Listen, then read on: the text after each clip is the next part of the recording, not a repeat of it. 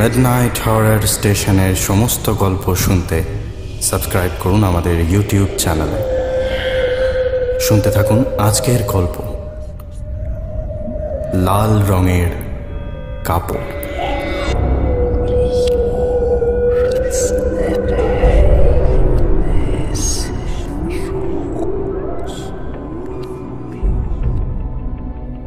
যে ঘটনাটার কথা আজ আমি বলতে চলেছি সেটা শুনেছিলাম ট্রেনে আমার এক সহযাত্রীর মুখে, আজ থেকে তাও বছরখানেক আগে।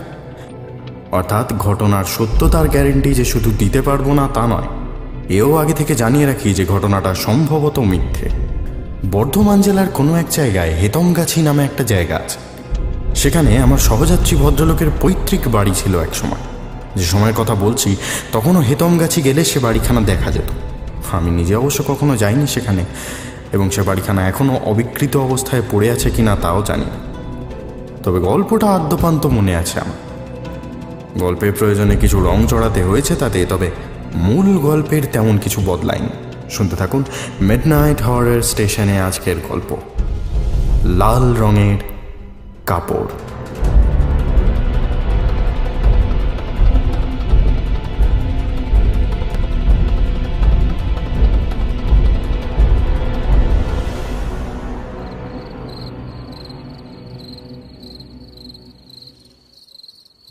বিছানায় শুয়ে ঘরের আলোটা নিভিয়ে দিল দিন। ঘরে একটুও আলো থাকলে ঘুম আসে না তার উপরে আজ সকালে এত দূর জার্নি করে এসে শরীর বিশ্রী রকম এলিয়ে পড়েছে। অতিরিক্ত ক্লান্ত থাকলে ঘুম আসতে চায় না, মাথাটা ভার হয়ে আসে বারবার।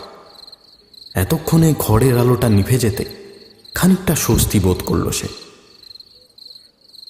গ্রীষ্মের রাত, সারা দিনের জমা সূর্যের তাপ বাইরে মাঠের জমি ছুঁয়ে উপরে উঠে আসছে। থেকে থেকে শরীর ঘেমে উঠছে, বারবার চান করেও গরম কমতে চায় না। তার উপরে এ ঘরের আলোটা আবার একটু বেশি জোরালো।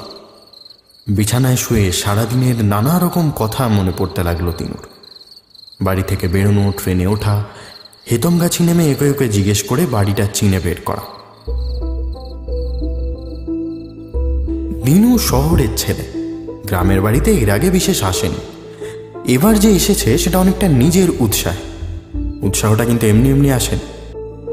বাবা কিছুদিন আগে বলেছেন যে হেতমগাছির পৈতৃক বাড়িটা বিক্রি করে দেবেন, এবং সেটা বেচে যে টাকাটুকুনি পাওয়া যাবে সেটা দিনুকে দেবেন ব্যবসার কাজে। খানিকটা কাঁচা টাকার দরকার বহুদিন থেকেই ছিল দিনু, ফলে বাড়ি বিক্রির দায়িত্ব সে নিজে নিয়েছে। এই বাড়িটা দেখাশোনা করার মতো তেমন কেউ নেই, বেশিরভাগ সময় ফাঁকাই পড়ে থাকে।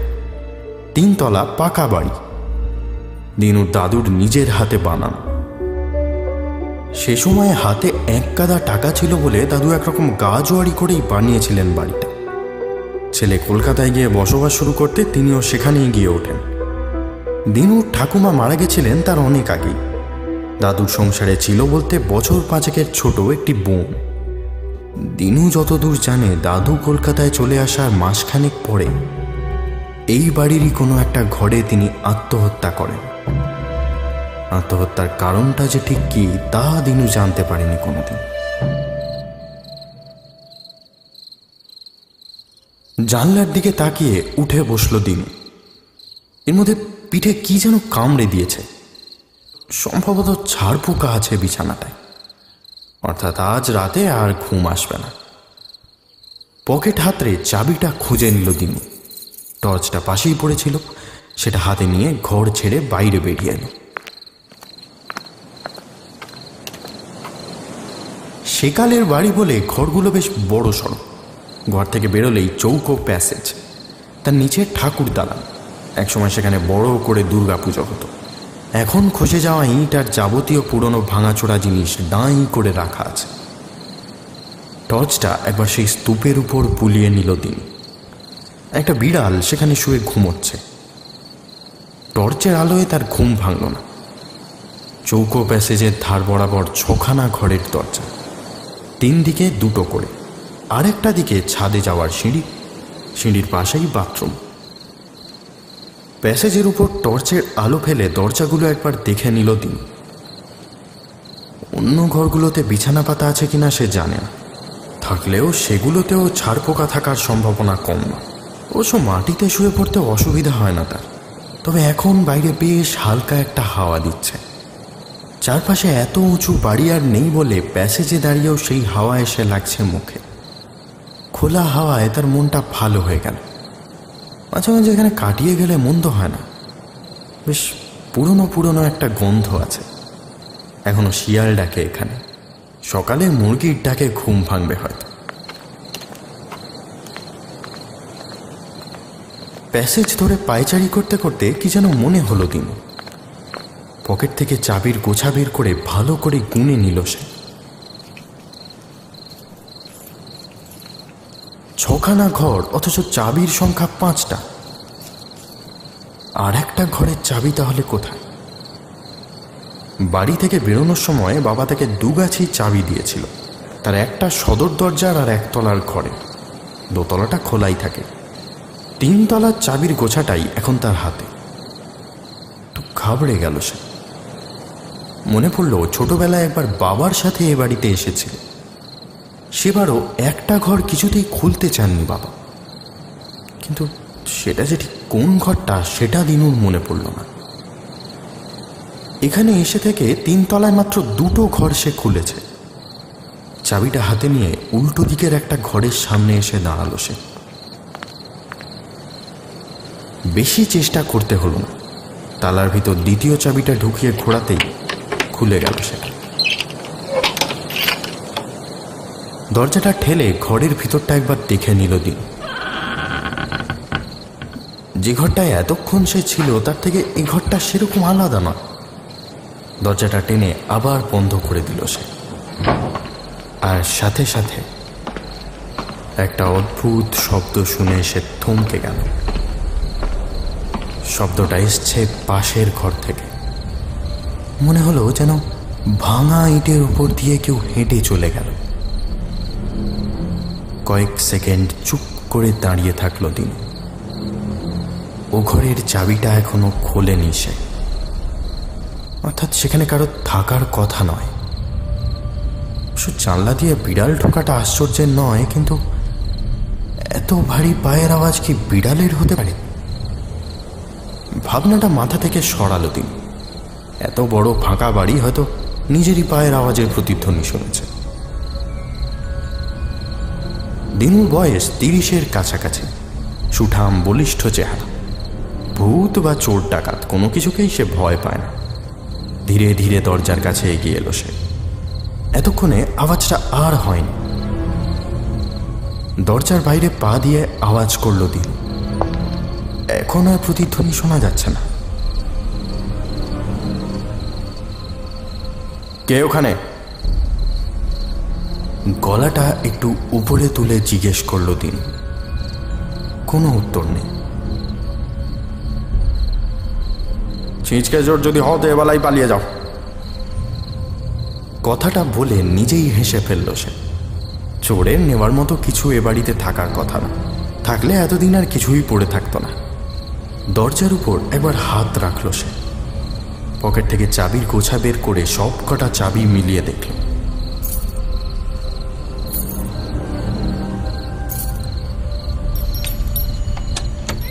না, একটাও লাগছে না। তবে কি হারিয়ে ফেলেছে চাবিটা?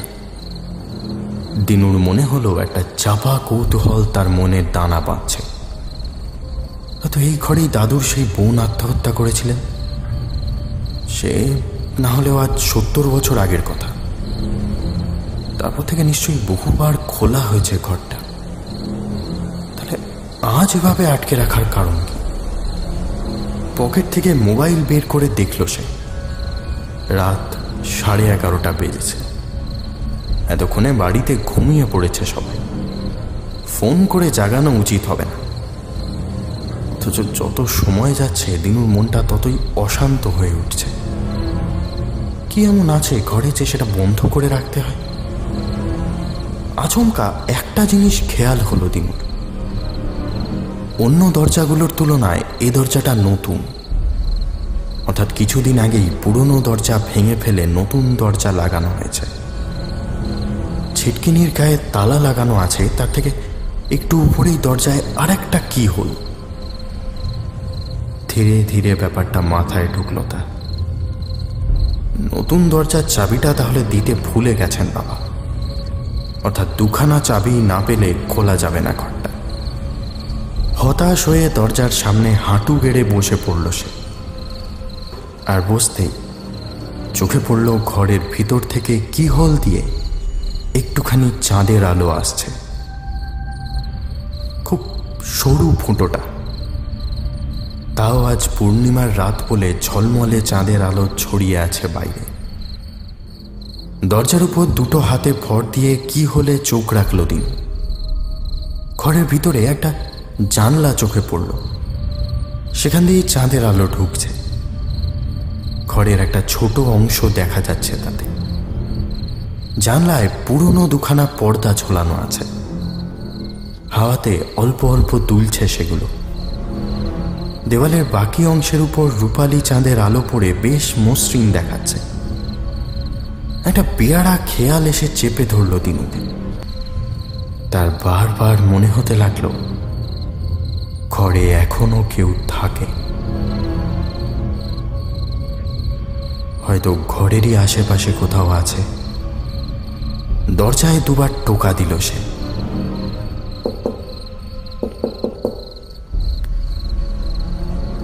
এবার ফাঁকা ঘরে প্রতিধ্বনিটা শোনা গেল। দরজা ছেড়ে উঠে পড়ল দিন। আত্মহত্যাটা যে এই ঘরেই হয়েছিল সে নিয়ে এখন আর সন্দেহ নেই তার। অথচ এত রাতে বাড়িতে ফোন করে কিছু জিজ্ঞেস করলেও বাড়ির লোক ভাববে ভয় পেয়েছে দিন। ঘরে ফিরে এসে মোবাইলটা পাশে রাখল সে। তারপর মেঝেতেই শুয়ে পড়ল। মেঝেটা বেশ ঠান্ডা হয়ে আছে। বিছানায় ঢাকা পড়ে যাওয়ায় চোখে আলোটাও কম লাগছে। পাশ ফিরে শুয়ে থাকতে থাকতে দিনু মনে করার চেষ্টা করল কিছু একটা রোগ হয়েছিল ভদ্রমহিলার। সেটা বাড়তে বাড়তেই একসময় আর সহ্য করতে না পেরে গলায় দড়ি দিয়েছিলেন তিনি। দিনু কখনো ঝুলন্ত মৃতদেহ দেখেনি। ব্যাপারটা ভাবলেও তার গা শিউড়ে ওঠে। দিনু বুঝল এইসব ভাবনা মাথায় আসলে আজ রাতে আর ঘুমই হবে না তার। অগত্যা ভাবনাটা মাথা থেকে সরানোর চেষ্টা করল সে। পুরনো আমলের এত বড় বাড়ি পুরোটা বিক্রি করে দেওয়া উচিত হবে না। তার বদলে ভাড়াটে বসানোর ব্যবস্থা করা গেলে বাড়িটাও বাঁচে আর মাসে মাসে খানিকটা টাকাও আমদানি হয়। বাবা যে কেন এতদিন সে কাজটা করেননি সেটাই আশ্চর্যের। এইসব ভাবতে ভাবতে ঘুমিয়ে পড়েছিল দিন। আচমকা তার ঘুমটা ভেঙে গেল। একটা শব্দ, বাড়ির কোনো এক প্রান্তে কেউ যেন চাপা শব্দে চিৎকার করছে, একটা আর্তনাদের মতো। ধরফড়িয়ে উঠে বসল দিন। এত রাতে কি কেউ ঢুকেছে বাড়িতে, নাকি অন্য কোথাও থেকে আসছে আওয়াজটা? তড়িঘড়ি টর্চ নিয়ে ঘর থেকে বেরিয়ে এলো সে। বাইরেটা এখনো আগের মতোই ভেসে যাচ্ছে চাঁদের আলো। নিচে আলো ফেলে দেখল দিনু ভাঙা স্তূপের উপর বিড়ালটা এখন আর নেই। গেল কোথায়? ব্যাপারটায় আর আমল দিল না সে। কোথা থেকে যেন মানুষের গলার ফিসফিস আওয়াজ আসছে। ধীর পায়ে সিঁড়ির দিকে এগিয়ে গেল দিন। একবার ছাদে যাওয়া দরকার, অন্তত সেখান থেকে বাইরেটা দেখা যাবে। সিঁড়িতে পা রেখেও কিন্তু থেমে গেল সে। আবার শোনা যাচ্ছে আওয়াজটা, তবে ছাদের দিক থেকে আসছে না। এবার বন্ধ ঘরের দরজার ওপার থেকে আসছে আওয়াজটা। টর্চটা শক্ত করে চেপে ধরে সেদিকে এগিয়ে গেল দিনু। দরজাটা এখনো আগের মতোই বন্ধ। আর একবার তার উপরে টোকা দিতে গিয়েও দিল না সে। টোকা দিলে যে দরজা খুলবে না সে বিশ্বাসটা এতক্ষণে জন্মে গেছে তার। আগের মতোই আবার দরজার সামনে বসে কি হলে চোখ রাখল সে, আর রাখতেই ভয়ে তার গায়ের সমস্ত লোম খাড়া হয়ে উঠল। কি হোল দিয়ে এখন আর কোনো আলো আসছে না, যেন ওপার থেকে কিছু একটা দিয়ে আটকে দেওয়া হয়েছে সেটাকে। কে কে আছে ওদিকে? এই গ্রীষ্মের রাতেও দিনুর মনে হলো তার হাত পা ঠান্ডা হয়ে গেছে, কপালে বিন্দু বিন্দু ঘাম ফুটে উঠছে। আগের মতোই কোনো উত্তর এলো না ওপাশ থেকে। খানিকটা সময় সেইভাবে কেটে যেতে দিনুর ভয়টা কমে এলো।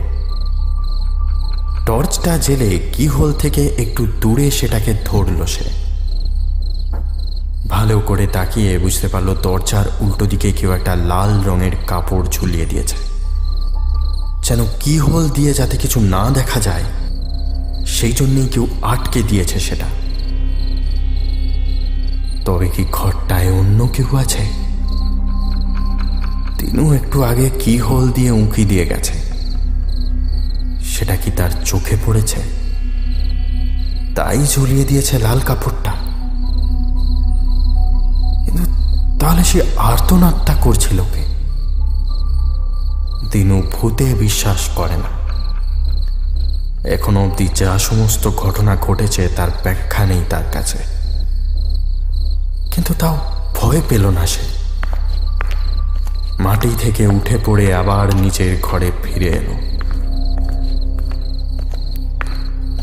বারবার মন বলতে লাগলো পিসি ঠাকুমার আত্মহত্যার সাথে ওই ঘরটা কোনোভাবে জড়িয়ে আছে। ভদ্রমহিলা ঠিক কি ধরনের রোগে ভুগছিলেন সেটা জানতে পারলেই সমস্ত রহস্যের সমাধান হবে, অথচ কাল সকালের আগে সেটা জানারও উপায় নেই তার। মেঝেতে এসে শুয়ে পড়তেই আবার শোনা গেল সেই চিৎকারটা। রোগ চেপে গেল দিনুর মাথায়। এই রহস্যের সমাধান না করে আজ ঘুমাবে না সে। প্রায় এক ছুটে ঘরটার সামনে গিয়ে দাঁড়ালো সে।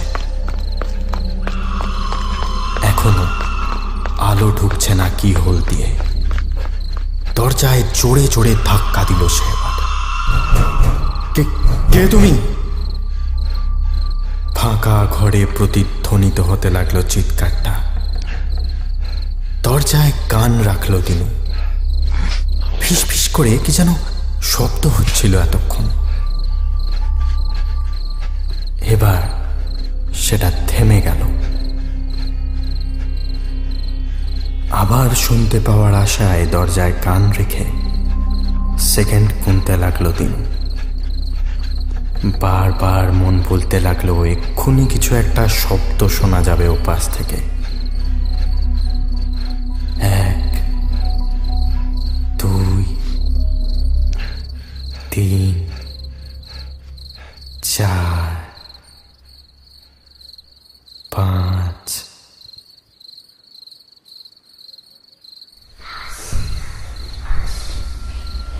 অস্পষ্ট ছাড়া ছাড়া কয়েকটা শব্দ। মনে হলো দরজার হাওয়ায় ধাক্কা লেগে হচ্ছে শব্দটা। তাও দিনুর মনে হলো কেউ যেন দরজা খুলে ভিতরে যেতে বলছে তাকে। খোলো খোলো দরজা। হাতের টর্চটা আবার জেলে কি হোলের উপর ধরল দিনু। এখনো সেইভাবেই ঝোলানো আছে লাল কাপড়টা। ঘরের ভিতরে কি হচ্ছে তা কিচ্ছু বোঝার উপায় নেই। ক্ষীণ একটা শব্দ,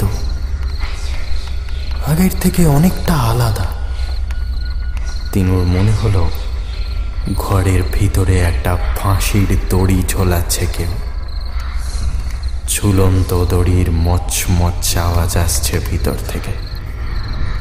অসহ্য ভয়ের ঠান্ডা একটা স্রোত দিনুর পা বেয়ে উঠে এলো।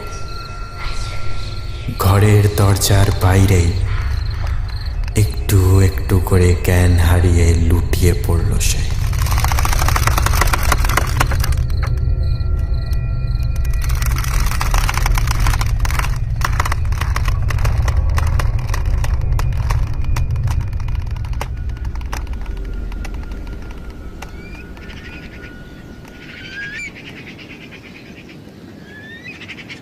সকালে ঘুম ভাঙতে দিনু দেখল একই জায়গায় পড়ে আছে সে। মুরগিরটাকে ঘুম ভাঙেনি, ভেঙেছে নিজে থেকে। তো এই জায়গাটা মফস্বল বলে পাখি ডাকতে শুরু করেছে। চওড়া প্যাসেজের এক প্রান্তে সকালের রোদ এসে পড়েছে। উঠে বসতেই কাল রাতের কথা মনে পড়ল দিনুর। সাথে সাথে চোখ চলে গেল দরজার কি হোলের দিকে। সেখানে চোখ রেখে কাল রাতের জানলাটা আবার দেখতে পেল সে। অর্থাৎ রাতের মধ্যে লাল কাপড়টা সরিয়ে নিয়েছে কেউ। মাটি থেকে উঠে আড়মোড়া ভাঙল দিনু। আজই কাউকে ডেকে খোলাতে হবে ঘরটা, তারপর দেখা যাবে কোন বাবাজি থাকছেন এই ঘরে। ঠাকুর দালানের দিকে একবার তাকালো সে। সূর্যের রোদ বেয়ে ধুলোর আলগা একটা চাদর উঠে আসছে সেখান থেকে। পুরনো ভাঙা আলমারি, আরাম কেদারা থেকে শুরু করে পায়া ভাঙা টেবিল চেয়ার কি নেই সেখানে। বাড়ি ছেড়ে যাওয়ার সময় ওগুলো সরিয়ে নিয়ে যাওয়া হবে বলে রাখা হয়েছিল নিচে, কিন্তু তারপর আর কেউ সে দায়িত্ব নেয়।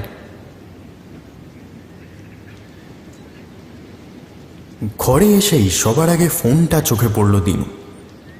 একসাথে অনেকগুলো ফোন করতে হবে, বিছানাটা ঠিক করার লোক দরকার, চাবি জোগাড় করে দরজাটাও খুলতে হবে।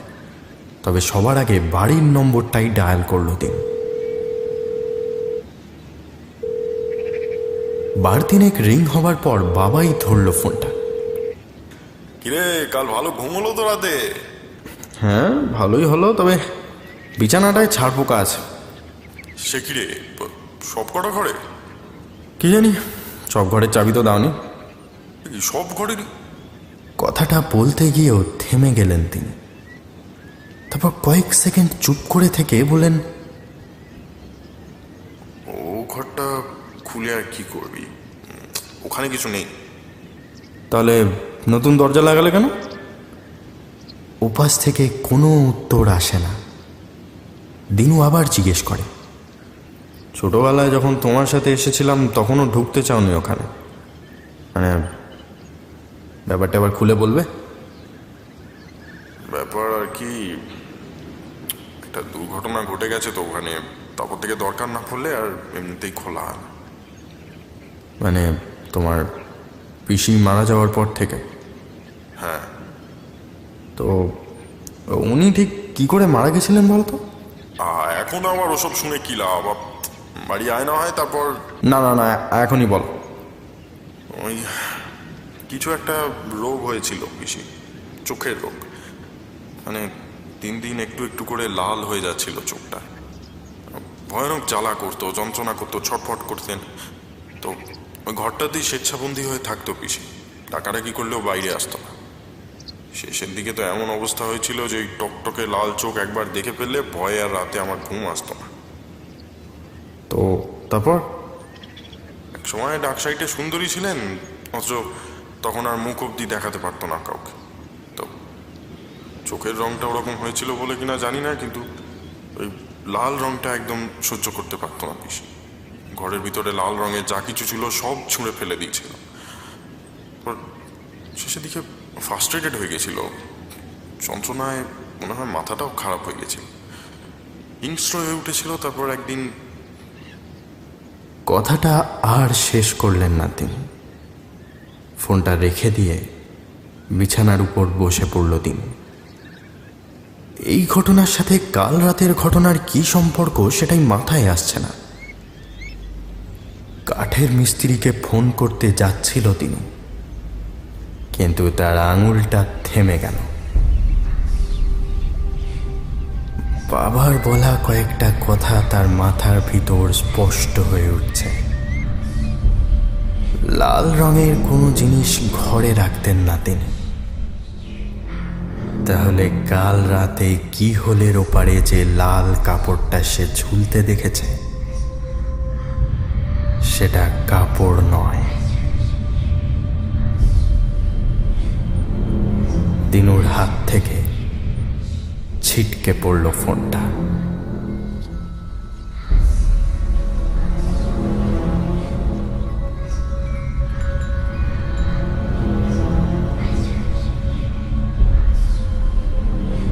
ভয় জিনিসটা ঠিক কি মার্ক টোয়েনের একটা গল্পের কথা মনে পড়ছে, যেখানে একটা মর্গে একটা নতুন দারোয়ান নিযুক্ত হয়েছে।